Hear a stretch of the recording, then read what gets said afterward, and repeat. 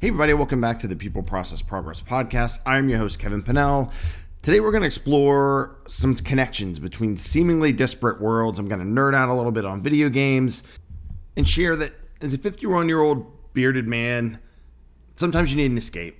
Right? For me, perhaps for many of you, juggling the beautiful chaos of marriage and fatherhood and work and all those other earthly stressors, the escape comes in the form of the vast, snowy, land-filled dragons, magic, endless possibilities. What I'm talking about is the world of Elder Scrolls V, Skyrim. It's more than a game, it's a chance to forge your own path, to make decisions, and all with the ability to just reset and turn it off, unlike the real world. In fact, my first foray into Skyrim, I played. It was straight out of the box, didn't change anything, no modifications. It's a masterpiece. It's amazing. And this game is now 11 years old, but then I discovered this world called creations or mods, modifications. And so just like these mods can improve this older game's graphics and countless other aspects, further enriching the experience, think about that in post-project enhancements that significantly boost the value and impact the work.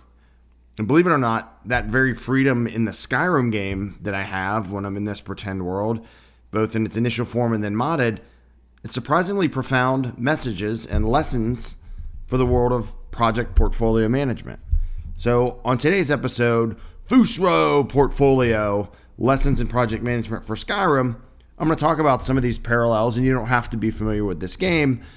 But if you're familiar with portfolio management and project management, or even if you're not, you'll come to find out that the choices you can have in a video game that seem almost endless are almost the same as project and portfolio management. Let's get logged in and get locked on to this episode of the People Process Progress Podcast. So the video game Skyrim and portfolio management. Well, grab your potions of insight and sharpen your metaphorical swords, because we're about to draw the fascinating parallels between the Dragonborn, which is the main character you play in this game, and the orchestration of a successful project portfolio. So at its heart, Skyrim offers players a whole bunch of choices, right? You can pick what kind of player you want to be, then you can go on these different quests. You can specialize as a mage, which is a magic person, a warrior, which is your fighter, or a thief, which you're really stealthy. But think of it like choosing your initial career path or choosing what program you're going to align these things with. So the initial choices, much like the strategic pillars of your portfolio, can dictate the type of projects, or in Skyrim's case, quest lines, that become the most relevant and accessible to you, right? So a warrior is going to focus on a quest line where you pair up with other warriors and you fight and use a sword and a shield. And then as a mage, you're going to discover magic and go to this college called Winterhold, which the whole focus of it is to develop magic, right? And there's a thieves guild, and you can steal things and be, work your way up to be super stealthy, where you can just hide in the shadows and all these kind of things, right? So these quest lines are like diverse projects within the portfolio. And just like projects that are in programs or maybe just make up part of your portfolio, some of these quest lines are short, some are really long, where you have multiple quests that make up this whole kind of saga, right? And so say you're a portfolio manager, you got to balance the different types of projects, right? Well, as your character, you have to do the same thing. You can't be everywhere at once. You can't do all the same skills. You don't build the skills the same. So this brings us to a crucial aspect of portfolio management that I think is illustrated in Skyrim, and that's resource allocation and prioritization, right? A player in the game, you have limited time, skill points, inventory. You can't carry everything with you. You have to decide, what do I want to keep? What don't I, based on the value of it, how you level up, what skills you want to get. And so in portfolio management, the leadership needs to make strategic choices about where to allocate limited resources as well, right? Budget, personnel, time, across various projects and initiatives. So what are three tips that we can consider that work both in portfolio management, then if you happen to go play the game, also apply to that have to do with resource allocation and prioritization. So one, clear criteria, right? We need to have specific criteria for evaluating and prioritizing projects. Do they align with our strategy for the organization? What's the potential return on investment? What's the risk? Do we have the resources at this time, right? So clear criteria, and we have to be able to match the work and the project that someone wants to do versus what we need to do. The second thing is regularly review and adjust, right? So we don't want to just take a snapshot and say it can never change, kind of that old school waterfall locked in, but we need to regularly review what's in the portfolio. Does it still make sense? What do we need to take in? What should we do sooner? Because some things that are easier to do, we want to do sooner because you get a quick win. Some things that are easier to do, we don't have time to do because of resources, right? And the third thing for this that helps with resource allocation and prioritization is capacity planning. So if we can project how many projects we're going to do in a given year, or months or quarters or whatever breakout, and then we can align that with what resources we do or don't have, we can avoid overloading resources, right? And not be delayed in quality. Just like in the game, if you want to keep too many things, you can't run because you're overburdened with stuff. Just like you can overburden your people and your portfolio for projects. So another parallel in the concept of stakeholder management, right? In the Skyrim game, you have these NPCs or non-playable characters, and you have to interact with them. You have to talk to them. Maybe what you choose to say depends on their response, or rather what you say changes their response. And it's an amazing game. I'm obviously nerding out about it, but it changes the course that you take of your quest in the game, right? How you respond in the business world. Clients, employees, investors, right, regulatory bodies, how we respond to them, what information we share, what information we don't share, that all affects what we're able to do.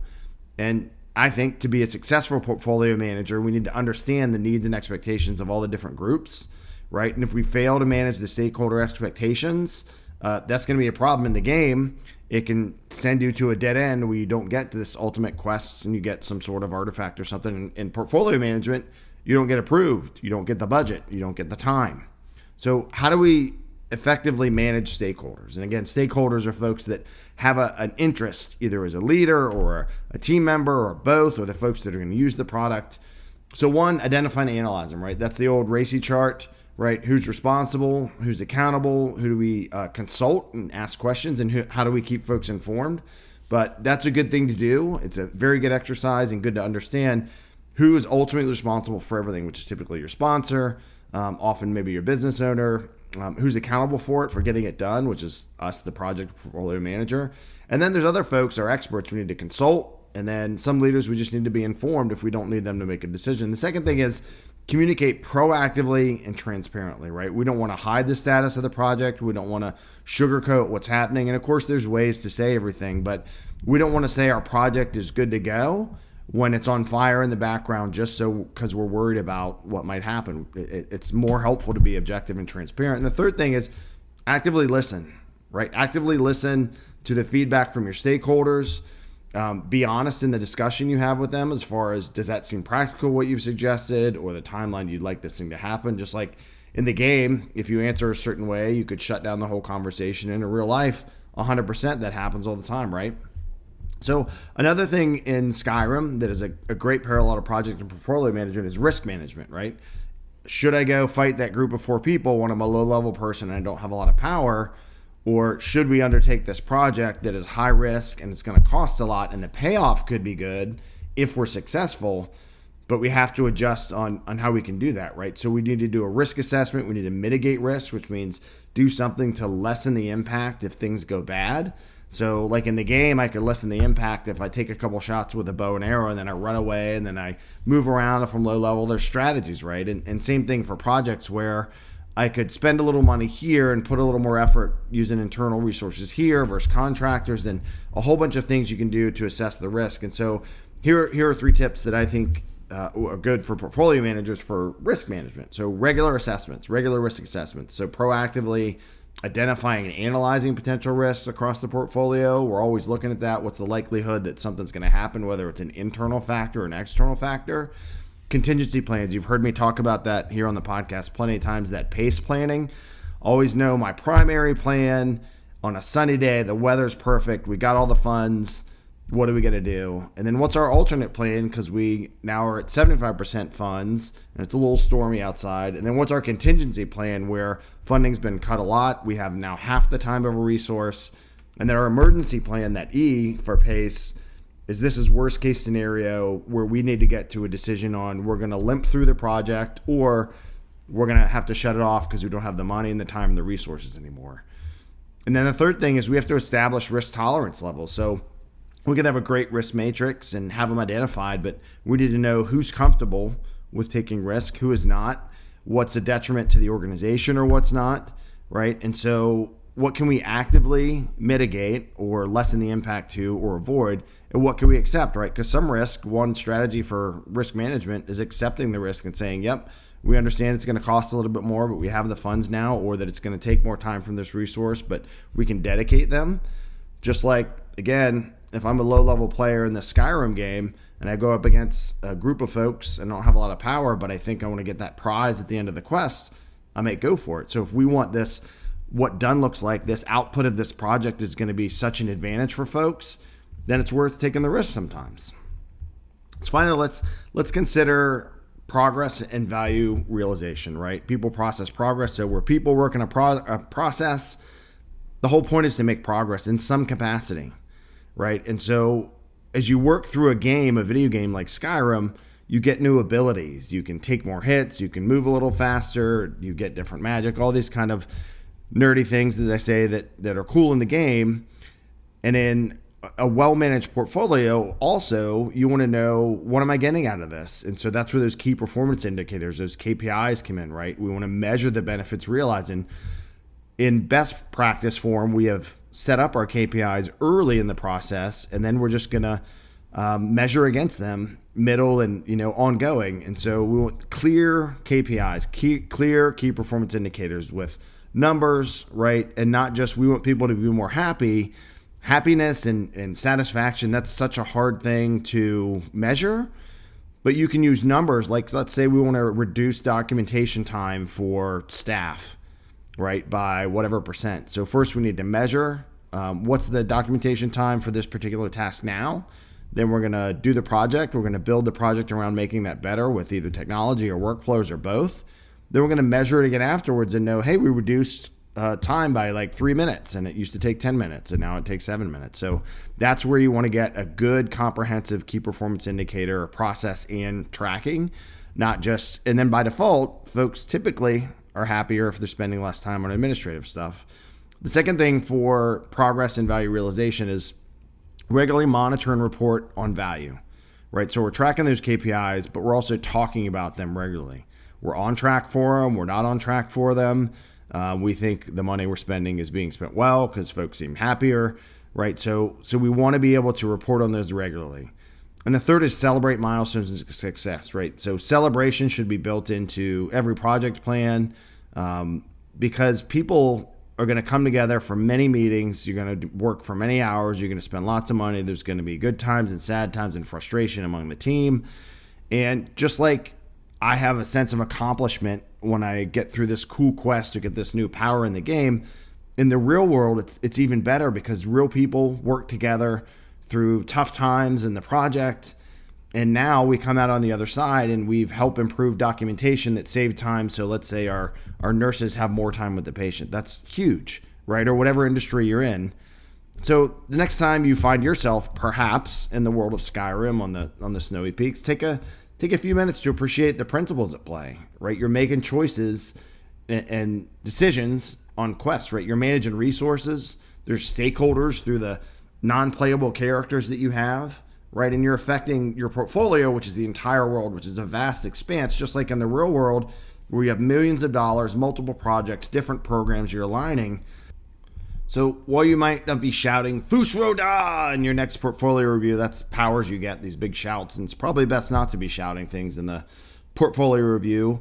The lessons learned, I think, from this Dragonborn character, the importance of strategic alignment, resource allocation, stakeholder management, risk mitigation, value realization, and then talking about those things, along with the potential for post-delivery enhancements, right? Because just because we put something out in the world doesn't mean we can't come back and touch it, or we're going to get feedback from folks. This kind of post-go-live optimization, which is a good thing. They're undeniably relevant to anyone navigating the landscape of projects and initiatives.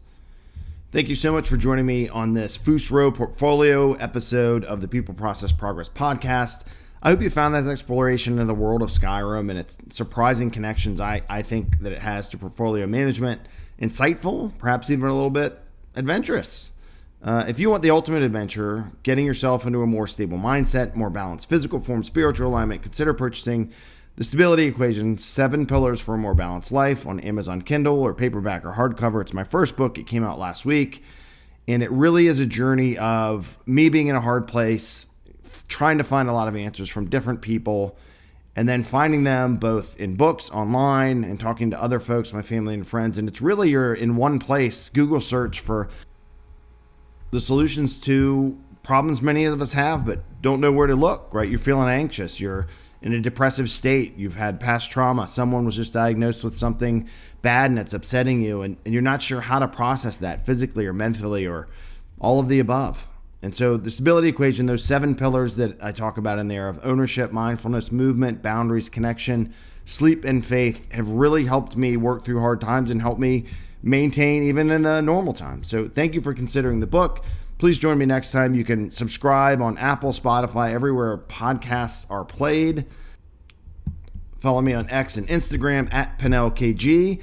If you want some fitness ideas, some cold plunge videos, and some Brazilian Jiu-Jitsu class after action reviews, check out the Penel 5 Fitness Club YouTube channel. That's Penel, P-N-E-L-L, number 5 Fitness Club. Until then, may your projects be ever successful and your dragons be ever slain. Again, I've been Kevin Penel. This is the People Process Progress Podcast. Thanks so much for subscribing and listening. Stay safe out there. Wash those hands, and Godspeed.